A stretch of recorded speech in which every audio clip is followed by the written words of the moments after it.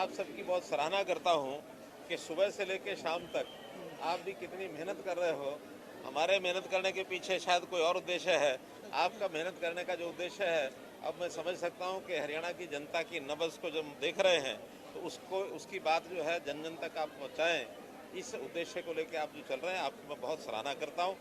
जहाँ तक इस 3 दिवसीय पलवल जिले का जो जनसंवाद का कार्यक्रम है, आज उसका दूसरा दिन संपन्न हुआ है। इन 2 दिनों में अब लगभग 5 कल गाँव थे और 5 आज भी हो गए हैं, तो 10 गांव हो चुके हैं। 5-6 गांव कल भी हो जाएंगे।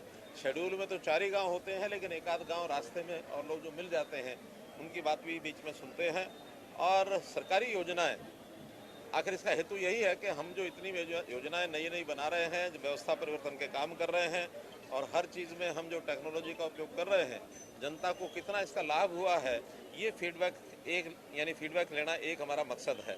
उसमें बहुत ही एक आनंद का विषय है कि हर चीज़ लोगों तक पहुंच रही है, चाहे वो राशन कार्ड की बात है, चाहे आयुष्मान कार्ड की बात है, चाहे ओल्ड एज की अपने आप ऑटोमेटिक पेंशन बनने की बात है। ये सारे लाभ लोगों को मिल रहे हैं। हाँ, बहुत से लोगों को इन योजनाओं का जिनको जानकारी नहीं होती, वो भी हमें जानकारी होती है, तो हम उसकी लोगों को अवेयरनेस पैदा करने के लिए अपने कैंप लगाएंगे ताकि इन चीज़ों का लाभ लोगों को मिल सके। अगर किसी की शिकायत होती है तो तुरंत हम एडीसी को अथवा और जो संबंधित अधिकारी हैं उनको उसी समय बताते हैं ताकि उन समस्याओं का वो हल निकालें। हमें लोगों की सहायता करके और ऑनलाइन गुड यानी गवर्नेंस के नाते से जो जो काम हमने किए हैं उसका लाभ लोगों में पहुंचता देख करके हमको एक आनंद आ रहा है। ये बड़ी योजनाएं सर जो आई, ये बड़ी योजना जो आप लेके आए, विरोधी इन पर सवाल लगातार उठते थे, लेकिन अब हम देख रहे हैं कि जिस तरह से आप लोगों में हाथ उठाते हैं, लोगों का समर्थन जो मिलता हुआ नजर आता है, उसको देखने को क्या कहेंगे? नहीं, आप देखिए ना, यानी सरपंचों का ये ई टेंडरिंग का जो विषय है, और कितनी बार आप लोगों ने भी उसमें देखा होगा कि विपक्ष कभी कुछ हाथ उठाता है, कभी कुछ बात करता है, यानी सामने जनता में बैठे हुए लोग कितना समर्थन कर रहे हैं। और इवन सरपंच भी यहाँ कोई मुझे ऐसा नहीं मिला जो सरपंच ये कहता हो कि हाँ मैं जो है ई टेंडरिंग के विरोध में हूँ। अब सब लोग ई टेंडरिंग पर आने के लिए तैयार भी हो गए, सब ने अपने रेजोल्यूशन भी पास कर दिए हैं। अगर किसी क्षेत्र विशेष के अंदर कोई 5-10% ऐसे सरपंच होंगे भी सही, तो 90% या 95% सरपंच एक तरफ हो जाएंगे तो 5% भी जनता के दबाव के सामने उनको झुकना पड़ेगा। जनता एकदम ये कहती है कि भ्रष्टाचार को रोकने के लिए ई टेंडरिंग एक कारगर साधन है, उसको हमने किया है, लोग उसका समर्थन कर रहे हैं। एक हमारा सवाल है, आंगनबाड़ी का मुद्दा उठा था गांव बहीन में, क्या आंगनबाड़ियों से कोई लाभ नहीं हो रहा, तो आपने जांच के आदेश दिए, तो क्या प्रदेश में पूरी जांच कराई जाएगी? अभी करने को लेकर के भी पूछा लोगों से कि अभी एक गांव का सैंपल हमने लेकर के उसका एक एनालिसिस करेंगे, और जब एक गांव में कोई रिजल्ट हमको मिलेगा तो एक चर्चा का विषय बनेगा कि आखिर हमको जनता को वो सेवा देनी है जिसका जनता को लाभ हो।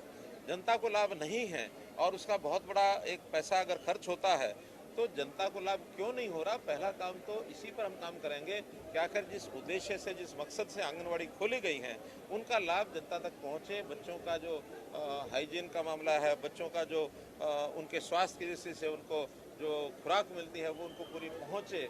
अभी शिकायत ये थी कि वहाँ कोई चीज़ पहुँचती नहीं है, केवल नाम उनके जुड़े होते हैं। हम इन चीज़ों को ठीक करने के लिए प्रयत्न करेंगे। आंगनवाड़ी का बेसिक सिद्धांत गलत नहीं है। आंगनवाड़ी का बेसिक सिद्धांत ये है कि गरीब परिवारों में बच्चों का उनका जो राशन है, बच्चों को जो न्यूट्रिशन है वो पूरा मिलना चाहिए ताकि उनकी जो ग्रोथ है वो ठीक ढंग से हो सके। तो इस उद्देश्य को पूरा करने के लिए हम जो कमी है उसको ठीक करेंगे। पलवल जिले के लिए सर कोई नई सौगात, कोई बड़ी सौगात जो देना चाहते हैं? अरे इतने सारे विषय मैंने बताए हैं कल से इस समय तक। कहीं कॉलेज हो गया, कहीं तालाब की बात है, कहीं फिरनियों की बात हमने कह दी है, कहीं स्कूलों को अपग्रेड किया है, कई सड़कें हमने दी हैं, कई हमने नई बसों को शुरू करने की बात कही है। जो काम हमको तुरंत लगा है, एक रेन्यूअल योजना 200 करोड़ रुपए की, इससे बड़ा कोई और विषय हो नहीं सकता है। तो ये कोई एक प्रोजेक्ट का विषय नहीं है। मिसलेनियस जितनी भी बातें हमको ध्यान में आ रही हैं, और मैं समझता हूँ 3 करोड़ में कई 100 करोड़ रुपए की जो योजनाएं हैं वो पलवल जिले में जरूर हम घोषणा करके जा रहे हैं, तो वो पूरी कराएंगे। सर, जिस तरीके से प्रधानमंत्री नरेंद्र मोदी समय समय पर हरियाणा सरकार की नीतियों की तारीफ करते हैं, आज आप जनता के बीच पहुंचे, कल भी बहुत सारे गांव गए आप, कोई ऐसा स्पेशल प्रोजेक्ट दिमाग में आया जो नए तौर पर हम वापस से समाज के लिए कर सकते हैं, या आने वाले जो 1-1.5 साल का टेन्योर बचा हुआ है उस दौरान करें ताकि मुख्यमंत्री को सब याद रखें? देखिए, हमने जितने काम किए हैं वो सब सफलतापूर्वक जो नीचे चल रहे हैं उसको कंप्लीट भी हम करेंगे तो जनता निश्चित रूप से याद करेगी। एक बात जरूर हमें हमारे अपने लोगों ने कहा कि नई योजनाएं, नए व्यवस्था परिवर्तन के काम इतने ज़्यादा हो गए हैं कि नीचे तक उसका लाभ पहुंचाना बहुत ज़रूरी हो गया। बल्कि उन्होंने तो ये कहा कि अब नई नई योजना कोई लागू मत करना। हमने एक अपनी फाइल बनाई हुई है जिसका नाम रखा है 2025, और वो 2025 में ऐसी बहुत सी योजनाएं डाल के रखी हैं कि हम जैसे ही ये टर्म हमारी पूरी होगी, अगली टर्म में आएंगे, आते ही उन योजनाओं को लागू करेंगे और बहुत नई चीज़ें की जा सकती हैं। हमने बहुत की हैं, लेकिन जैसा कहते हैं स्काई इज़ द लिमिट, तो इसलिए बहुत नया कुछ करना है। जनता को आज जो तकलीफें हैं उनमें से भी हम रास्ते उनके निकाल करके, और जनता को लगे कि हाँ हमें घर बैठे सारी चीज़ें मिलती हैं।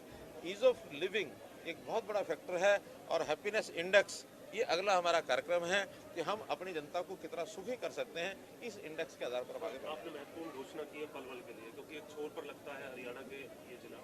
आपने कहा है कि रेल जो है वो यहाँ से सीधे आप चंडीगढ़ तक चलाएंगे। ये प्रोजेक्ट क्या होगा, किस तरीके से इसको देखिए, आपको पता है कि केएमपी चालू हो चुका है और केएमपी रोड ट्रैफिक को कवर कर रहा है। रेलवे ट्रैफिक यहाँ से सीधा कोई चंडीगढ़ के लिए है नहीं।